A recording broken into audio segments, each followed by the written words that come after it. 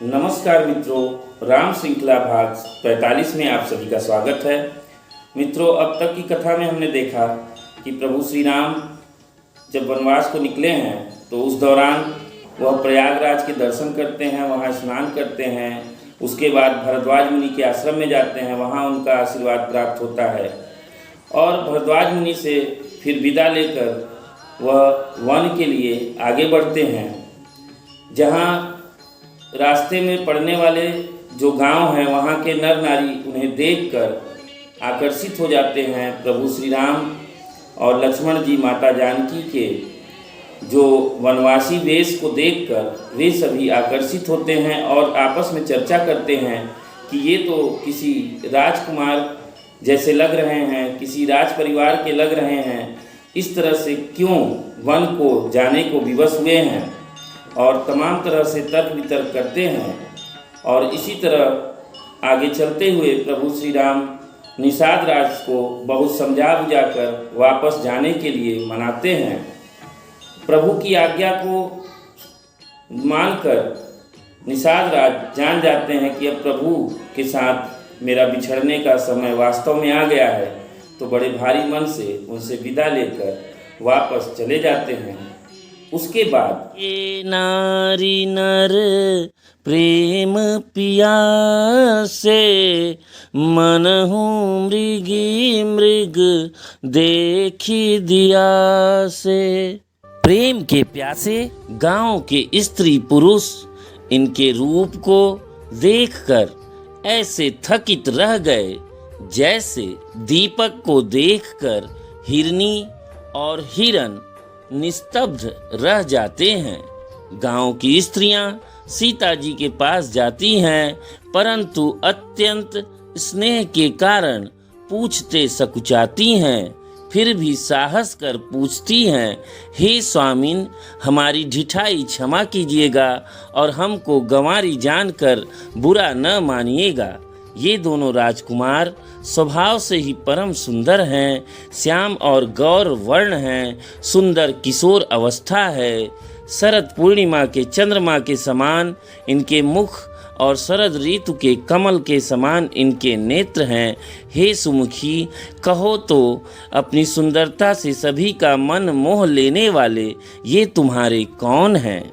उन्हीं स्नेह मैं मंजुल बानी, सकुचि सिय मन महु मुस्कानी।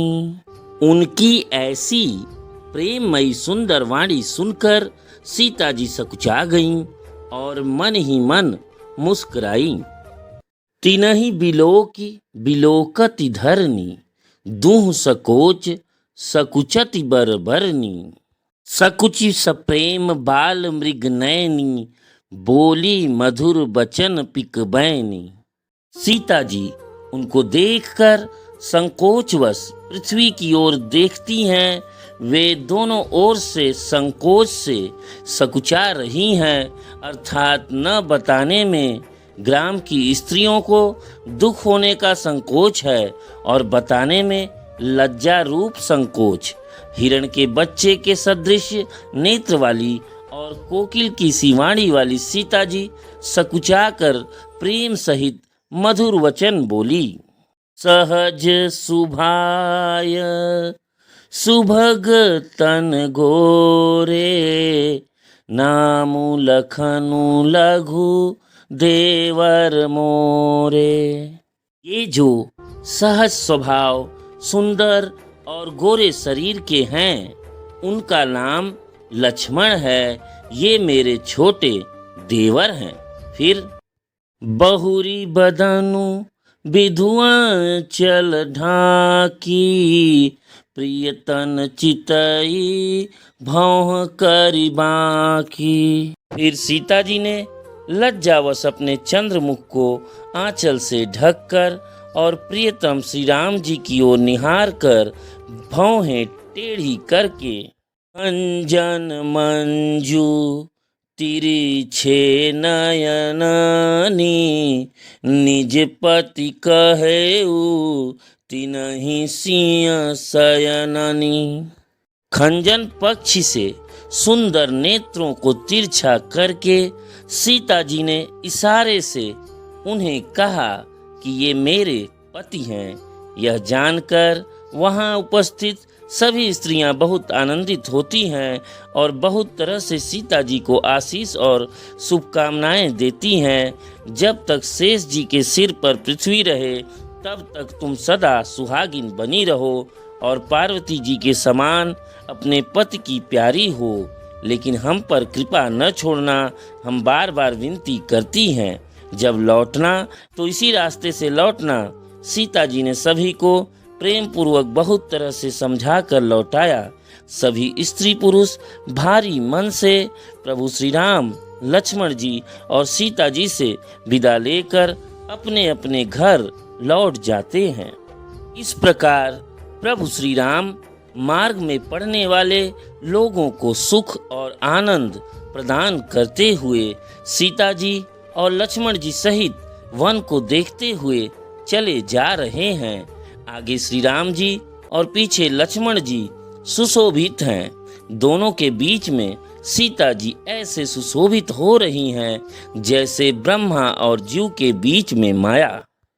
प्रभु पद रेख बीच बीच सीता, धरती चरण मग चलती सभीता। सिय राम पद अंक बराए, लखन चलहि मगु दाहिन लाए। प्रभु श्री राम के जमीन पर अंकित होने वाले दोनों चरण चिन्हों के बीच बीच में पैर रखती हुई सीता जी कहीं भगवान के चरण चिन्हों पर पैर न टिक जाए इस बात से डरती हुई मार्ग में चल रही हैं। और लक्ष्मण जी मर्यादा की रक्षा के लिए सीता जी और श्री राम दोनों के चरण चिन्हों को बचाते हुए उन्हें दाहिने रखकर रास्ता चल रहे हैं। तुलसीदास जी कहते हैं, अजहु जासुर सपने हूँ काऊ, बसहु लखनु सिय राम बटाऊ।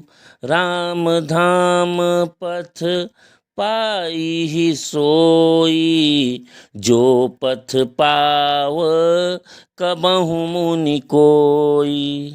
आज भी जिसके हृदय में स्वप्न में भी कभी लक्ष्मण, सीता, राम तीनों बटोही आ बसे तो वह भी श्री राम के परम धाम के उस मार्ग को पा जाएगा जिस मार्ग को कभी कोई बिरले ही मुनि पाते हैं। मित्रों, आज की कथा में हमने देखा कि जब सखियां माता सीता को चारों ओर से घेर लेती हैं और कहती हैं कि ये दोनों सुंदर कुमार जो हैं वो तुम्हारे कौन हैं, तो माता सीता वहाँ पे संकुचाती हैं और काफ़ी शर्माती हैं और स्पष्ट नहीं बता पाती हैं कि प्रभु श्री राम की तरफ इशारा करके स्पष्ट नहीं बता पाती कि वही मेरे पति हैं।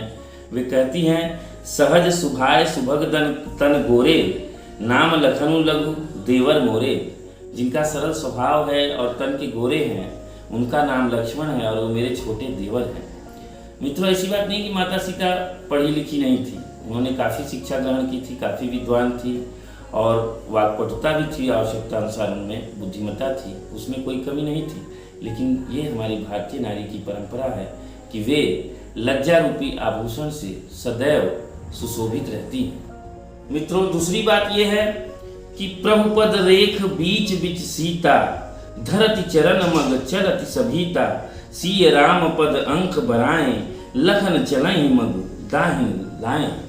मतलब वन गमन के समय जब प्रभु श्री राम सबसे आगे चल रहे हैं, माता सीता उनके पीछे हैं और सबसे अंत में पीछे लक्ष्मण जी हैं, तो वहाँ माता सीता इस बात का विशेष ध्यान देते हुए चल रही हैं कि कहीं प्रभु श्री राम के चरण चिन्हों पर उनके चरण गलती से ना पड़ जाएं।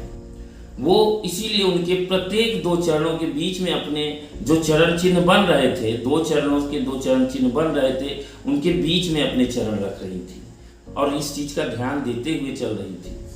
और वहीं भाई लक्ष्मण यह सब देखते हुए कि दोनों लोगों के चरण चिन्हों पर कहीं मेरे चरण न पड़ जाएं, वे एकदम दाहिने से चल रहे थे। तुलसीदास जी ने इस चीज को चौपाई के माध्यम से व्यक्त किया है और यह दर्शाया है कि किस तरह का आदर एक पत्नी का पति के प्रति और एक छोटे भाई का अपने बड़े भाई और भाभी के प्रति होना चाहिए। यह हमें सोचने पर विवश करता है। मित्रों, इसी के साथ मैं अपनी वाणी को विराम देता हूँ। फिर मिलेंगे, तब तक आपसे आज्ञा लेता हूँ। नमस्कार। जय श्री राम।